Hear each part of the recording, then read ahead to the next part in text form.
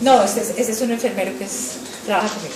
Ok, ¿qué hacemos con el paciente? Que se nos puede broncoaspirar, que tiene riesgo de broncoaspiración, pero que tiene apetito. ¿Dale qué? Alimento por otra vía. Pero el apetito no se te quita tanto. A ver, que ya hemos definido, perdón, no, esa es una opción. Ya hemos definido que no le vamos a hacer gastrostomía y no le vamos a poner sonda, porque quiero decirles, una sondita, 6 meses con una sonda, mejor dicho, eso es... O sea, si alguien no quiere comer y está ya muy terminal, no le pongan la sonda y empiecen a meterle cosas y cosas y cosas y cosas, si ya saben que eso no le va a mejorar. Eso le ayuda a la familia, tienen que tener una discusión muy clara con la familia, porque la familia les puede decir, están dejando morir al paciente de hambre. Y no solamente por la repercusión legal que puede existir, los pueden demandar, pero ese no es el problema no es la demanda. El problema es que ustedes no pueden dejar que una familia se sienta que hicieron algo que no debieran hacer al final de la vida con su familiar. Eso no que mueran diciendo, es que mi mamá la dejamos morir de hambre, o a mí eso no puede ser. ¿Qué le podemos dar? Pues claro, comida. Comida, o sea, lechona. ¿Qué comida? Ok, una de las cosas es aprender cuál es la textura que menos se broncoaspira, ¿no? Y eso lo aprendemos de nuestras terapeutas del lenguaje, que son las que funcionan con todo lo que es alimentación. Aprendan de ellas, como les digo yo. Ellas le enseñan a uno fantástico. Uno siempre tiende a pensar que es el líquido. El líquido lo broncoaspiran mucho más fácil. No coman sólidos, coman líquidos. Es la comida semiblanda. La papilla se broncoaspira mucho menos que el líquido. Y uno tiende a decir, como se va a broncoaspirar, no le demos la papa, démosle Gatorade. El líquido se broncoaspira mucho más, ¿okay? Entonces con cuidado. Ellas le enseñan en dónde debe colocarse el alimento para deglutirlo más fácil cuando no hay fuerza. Mejor dicho, aprendamos porque ellas son las bárbaras. Pero ¿qué debemos hacer? Hay varias cosas. Muchas veces cuando el paciente lo que tiene es una sed terrible, el que ustedes, si el paciente está con mucha sed y lo identifica como apetito, etcétera, si ustedes le dan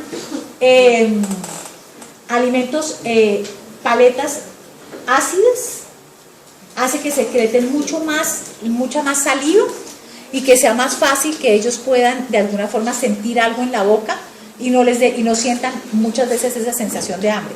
Entonces, los cubitos de hielo, que chupen cubitos de hielo, que tengan ustedes, que les den paletas de limón, paletas de naranja, esos funcionan muy bien cuando las personas tienen serostomía, o sea que no producen saliva y que por eso tienen esa sensación de que quieren algo, etcétera. Las cosas ácidas, frías, ácidas funcionan muy, muy bien. Y yo, bueno, les cuento después por cuestión personal.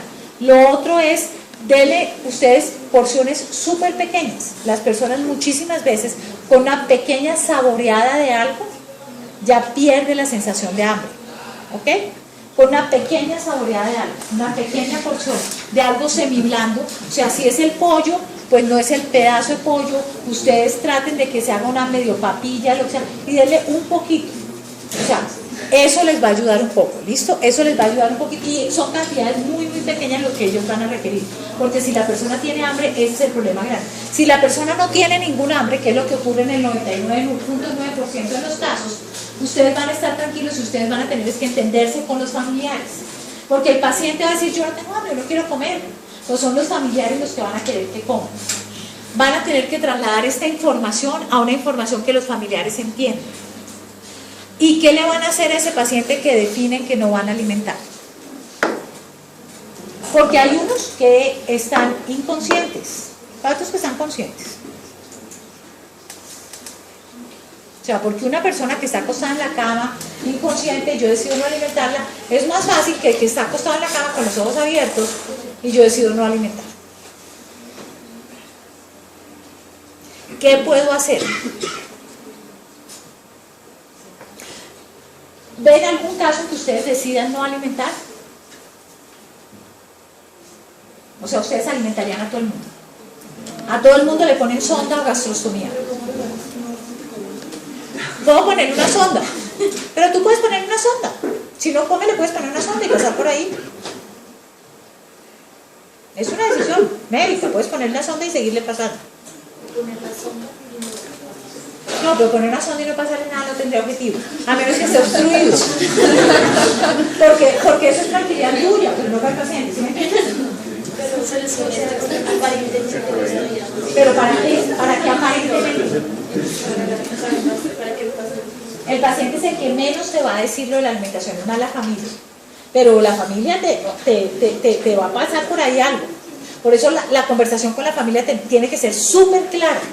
Porque si la familia no está clara, te va a pasar la sonda y ponerle algo. Porque no alimentar es yo creo que es una de las decisiones más difíciles que van a tomar ustedes. Si yo decido no alimentar, porque ustedes saben que al decir no alimentar el paciente fallece, no hay de otro. Pero quien lo va a hacer que fallezca no es el no alimentar, es la enfermedad. Eso es lo primero que tienen que hacerle entender a la familia. Es la enfermedad la que hace que el paciente fallezca. Si ustedes no estuvieran ahí, si esa señora estuviera en el campo o no sé dónde, se moriría porque la enfermedad lleva a que no coma, y esa es la forma en que la enfermedad evoluciona para fallecer. Pero como llegamos los fantásticos médicos salvadores del mundo, le ponemos la gastrostomía y la sonda. Eso es perfecto en el paciente que tiene buen pronóstico. Pero el que no tiene buen pronóstico, esa era la evolución de la enfermedad. Eso era lo que la enfermedad hacía. Y si no tiene buen pronóstico, ¿para qué nos vamos a ir diferente? ¿Cómo vas a para decirle a la familia que finalmente la persona no es que, o sea, nunca va a comer porque no tiene hambre? Porque la familia lo primero que le va a decir usted porque lo deja morir de hambre. Claro. Porque eso es la respuesta. Claro, lo primero es que, y vuelvo y juego, lo primero es que ustedes tienen una relación con esa familia, que han venido estableciendo, que ustedes han estado cuidando a ese paciente, que ustedes han estado pendientes del paciente, y ellos los han visto a ustedes haciendo muchas cosas, poniéndole opioides para el dolor, poniéndole medicamentos para que duerma mejor. O sea, no es que ustedes llegan y digan, no hacemos nada. No, ustedes le han manejado el dolor, le han manejado el insomnio, posiblemente le han manejado una infección urinaria con antibióticos. O sea, ellos han visto que ustedes han hecho muchas cosas. Entonces no es que ustedes quieran dejarlo que se muera. Pero cuando llega esto y ellos han visto que ustedes han intervenido muchos otros síntomas y que tiene este síntoma, ustedes se pueden sentar a hablar con ellos y decirles, miren, normalmente la enfermedad y el pronóstico de la enfermedad, el pronóstico es malo y la enfermedad lo que hace es que la persona empiece a perder el apetito. Y esa es la forma como la enfermedad va terminando su proceso. Eso es lo que ocurre normalmente. Él no está sintiendo hambre. Lo que la gente no quiere es que el paciente que no tiene hambre, ustedes le pueden decir, no está sufriendo porque no tiene apetito. Y este es el proceso de la enfermedad. ¿Qué es lo que nos puede pasar? Y dos cosas que hemos visto que les sirve a ustedes. Uno, los pacientes que los alimentamos con un mal pronóstico tienen un porcentaje mucho más alto de infecciones. Entonces, sobre todo infecciones respiratorias y escaras. Son las dos infecciones más grandes que tienen. Y el paciente muere con una peor calidad de vida porque se infecta. Entonces, eso se le puede decir a la familia. Si sobrevive, a pesar de que la enfermedad ya estaba siguiendo su curso, es muy posible que empiece a infectarse y eso sí le deteriora más su calidad de vida. Y por el otro lado, los pacientes se broncoaspiran a pesar de tener sondas, a pesar de tener gastrostomías. Hay un porcentaje alto de pacientes que se broncoaspiran con sonda y con gastrostomía. Entonces es importante que ustedes lo tengan en mente. Si ustedes le dicen a la familia que se puede escarar, que puede llegar a infectarse, un paciente que está bien, que no está escarado ni nada por el estilo, porque hacemos cosas que de pronto terminan no siendo pertinentes, la familia puede en muchos casos estar de acuerdo con ustedes, pero todo depende de cómo ustedes se lo digan. Si ustedes logran explicar que la misma enfermedad produce sustancias que bloquean el centro del apetito, que la misma enfermedad está haciendo que el músculo y que la grasa no se pueda reproducir, llamémoslo así. O sea, que no hay forma en que esto mejore. Muchas veces las familias entienden, en un porcentaje muy, muy alto. Pero la pregunta era, ¿qué le sigo haciendo a ese paciente? No lo alimento, no le pongo gastrostomía, no le pongo sonda, pero ¿qué le sigo haciendo? Le sigo manejando el dolor, le sigo manejando la náusea, el vómito y todo eso, pero ¿qué le hago? Porque usted no le puede decir, no la vamos a alimentar, la vamos a dejar ahí. ¿Qué le sigo haciendo? ¿Señor? No, ese paciente no se seda porque ese paciente no tiene un síntoma refractario. Acuérdense que para sedar necesita un síntoma refractario y esto es súper importante que les quede. ¿Qué más? ¿Qué hago? ¿Señora? ¿Señora? Le sigo hidratando. A ese paciente lo sigo hidratando. ¿Listo? ¿Cuánto requerirá ese paciente? Cojo el hidrato, tienen ustedes ese paciente en casa. Entonces ustedes no le dicen, no, es que no le vamos a hacer nada. No, le vamos a seguir poniendo líquidos. No le vamos a dar alimento, porque ustedes tienen que buscar que de alguna forma haya como un gana-gana. ¿Ok? Con los líquidos hay casos en que no los ponemos, pero eso somos nosotros. Ustedes siguen poniendo líquidos. Entonces dicen, no lo vamos a alimentar, pero sí lo vamos a seguir hidratando. ¿Cómo lo van a hidratar? ¿Por qué vía? Vía subcutánea, porque ustedes no tienen una enfermera. Ustedes no saben cuánto le vale a una familia una enfermera en la casa. Una enfermera vale un jurgo en la casa 24 horas. Y a menos que haya una indicación precisa, el sistema no les pone una enfermera 24 horas. Entonces, ustedes le ponen un catéter subcutáneo y no solamente ponen morfina y benzodiazepinas y ondansetron y metoclopramida y corticoides por el catéter subcutáneo, sino pueden poner líquidos. Imagínense, el catéter subcutáneo es una bendición. De verdad es una bendición. Porque yo puedo ponerle los líquidos. ¿Dónde pongo el catéter subcutáneo? Se lo puedo poner pectoral, se lo puedo poner en el antebrazo, en el brazo. Y puedo, si es en el antebrazo, puedo pasarle 200 centímetros cada 8 horas. Si es en pectoral, no se lo pongan por favor con el bisel hacia arriba, porque me queda la masa acá, me queda el volumen acá. Puedo hacerlo con el bisel hacia abajo, para que me quede abajo y no haga una obstrucción arriba, de pronto comprima tráquea, porque me quedó todo esto acá. Puedo ponerle 500 cada 2 horas, o sea, puedo ponerle 1000. Puedo gotearle 500 en la noche, va goteando. Entonces puedo poner un goteo subcutáneo de líquidos. Entonces la familia de alguna forma siente que seguimos teniendo una hidratación y tengo una vía por la cual le sigo aplicando la morfina y todo lo que quiero. ¿Ok? Entonces, hemos dicho no nutrimos, pero sí hidratamos.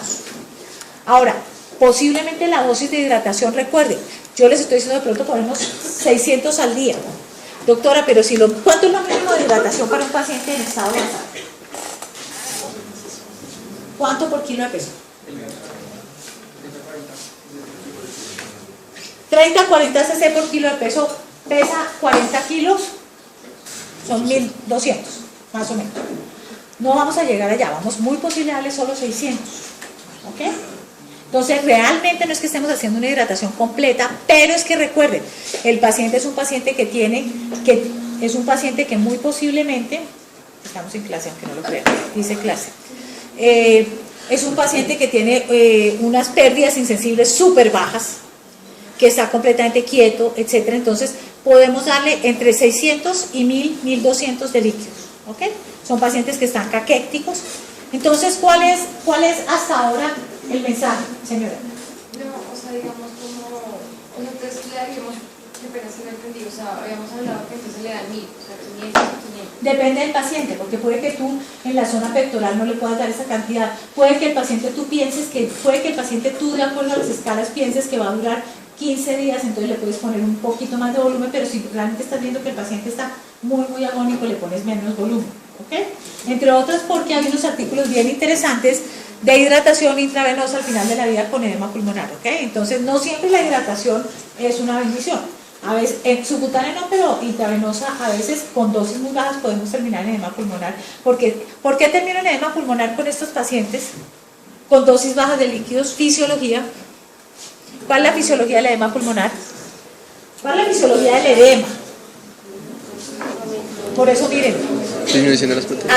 así la doctora Abaunza diga que la materia clave es la patología, y la doctora Abaunza es muy amiga mía, la materia clave es la fisiología.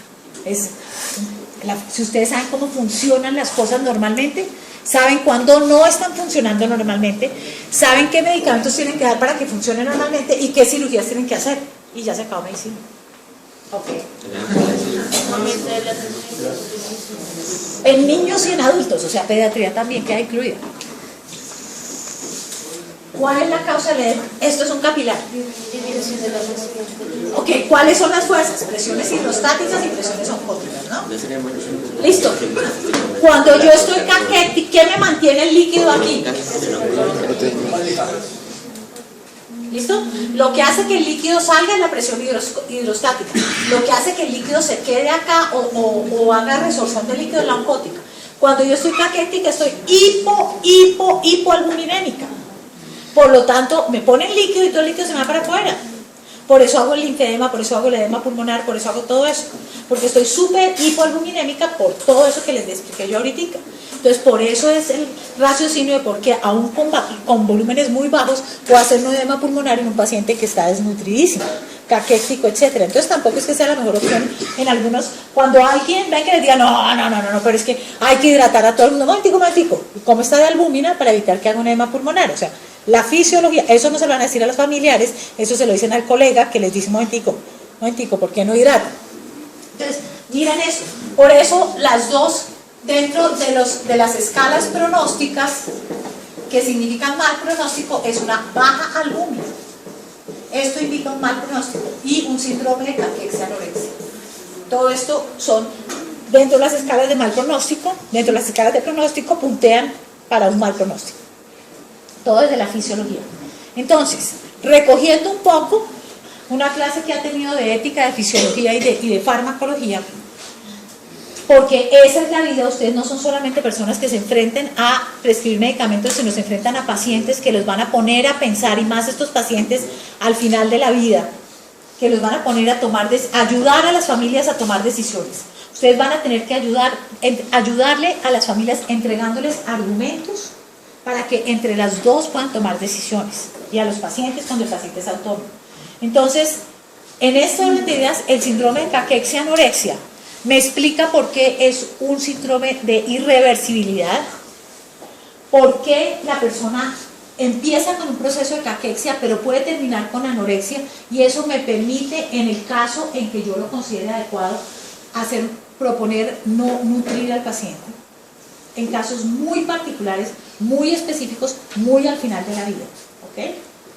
En casos muy especiales. Pero si ustedes tienen esos conocimientos, ya pueden sentarse con un colega o sentarse con la familia o con el colega y decir, ¿por qué no lo vamos a nutrir? Si están en un hospital, siempre apóyense del comité de ética para no nutrir a alguien, pero es que no siempre están en un hospital, y es una decisión que ustedes a veces van a tener que tomar, a veces van a tener que pensar en eso.